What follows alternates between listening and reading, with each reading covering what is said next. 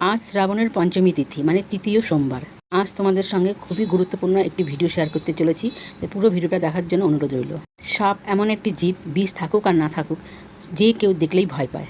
তো বন্ধুরা কী করবে, স্বামীপত্র ছিঁড়ে বাবার মাথায় ছোঁয়াবে এবং 3বার আইস্তিক মণির নাম স্মরণ করবে, করে আমার বাড়ির মুখ্য দুয়ারে সেটাকে রেখে দেবে। কি কোনো তোমার যদি বাড়িতে বাগান থাকে বাগানেও রেখে দেবে, দেখবে সর্প আর ঢুকবে না।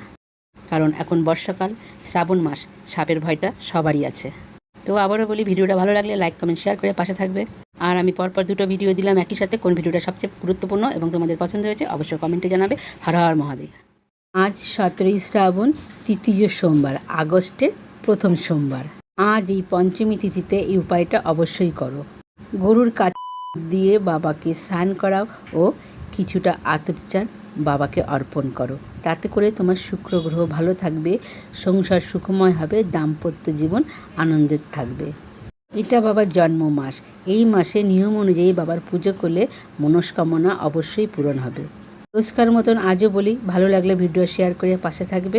সবাই মিলে একবার বলো হর হর মহাদেব।